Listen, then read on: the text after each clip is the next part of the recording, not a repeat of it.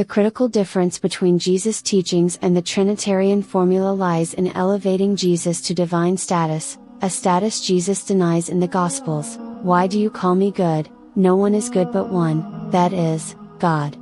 Matthew 9:17, Mark 10-18, and Luke 18:19, my Father is greater than I. John 14:28, I do nothing of myself, but as the Father taught me, I speak these things. John 8:28, most assuredly, I say to you, the Son can do nothing of himself. John 5:19, but I know him, for I am from him, and he sent me. John 7:29, he who rejects me rejects him who sent me. Luke 10:16, but now I go away to him who sent me. John 16:5, Jesus answered them and said, my doctrine is not mine, but his who sent me. John 7:16, for I have not spoken on my own authority, but the Father who sent me gave me a command, what I should say and what I should speak. John 12:49, what does Pauline theology say? That Jesus is a partner in divinity, God incarnate. So whom should a person believe? If Jesus, then let's hear what else he might have to say. The first of all the commandments is, Hear O Israel, the Lord our God, the Lord is one. Mark 12:29, but of that day and hour no one knows, neither the angels in heaven, nor the Son, but only the Father. Mark 13:32, you shall worship the Lord your God, and him only you shall serve. Luke 4:8, my food is to do the will of him who sent me. John 4:34, I can of myself do nothing, I do not seek my own will but the will of the Father who sent me. John 5:30, for I have come down from heaven, not to do my own will, but the will of him who sent me.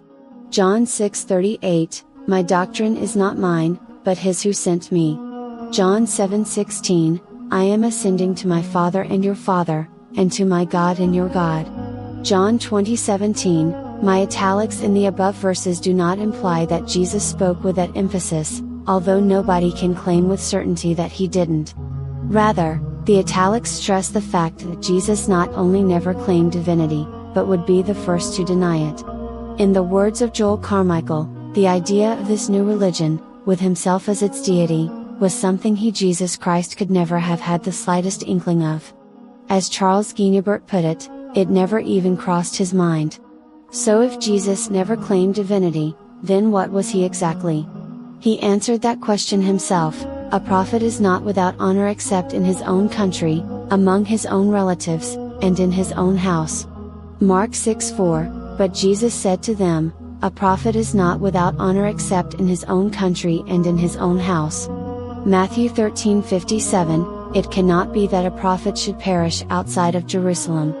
Luke 13:33, those who knew him acknowledged, this is Jesus, the prophet from Nazareth of Galilee. Matthew 21:11, and a great prophet has risen up among us. Luke 7:16. The disciples recognized Jesus as a prophet mighty indeed. Luke 24:19.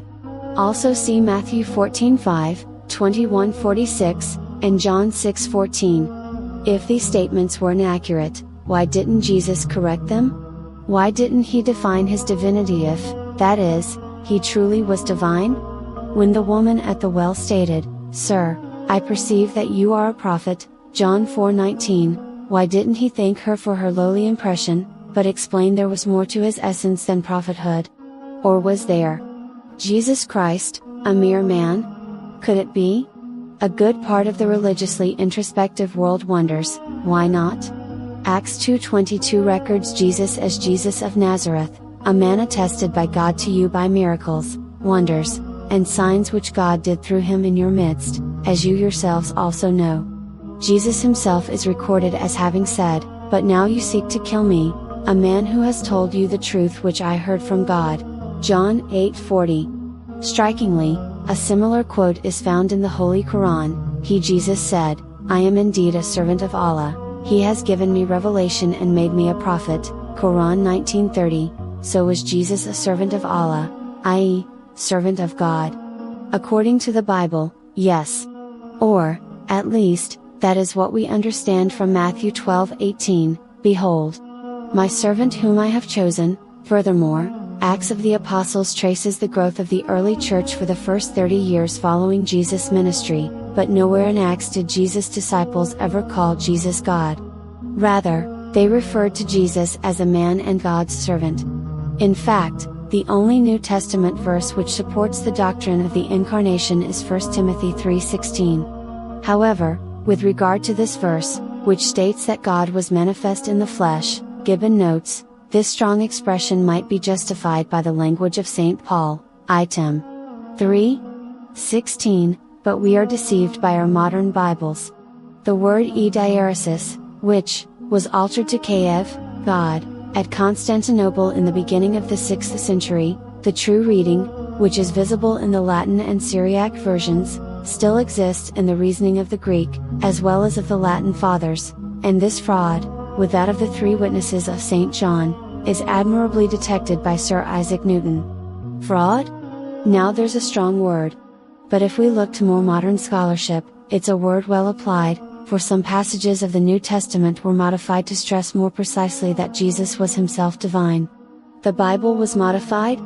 For doctrinal reasons. Hard to find a more appropriate word than fraud, given the circumstances.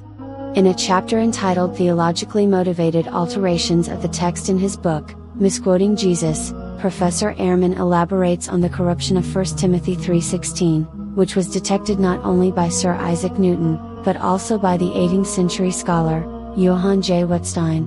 In Ehrman's words, a later scribe had altered the original reading, so that it no longer read who but God, made manifest in the flesh.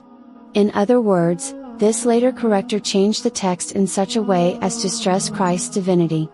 Our earliest and best manuscripts, however, speak of Christ who is made manifest in the flesh, without calling Jesus, explicitly, God. Ehrman stresses that this corruption is evident in 5 early Greek manuscripts.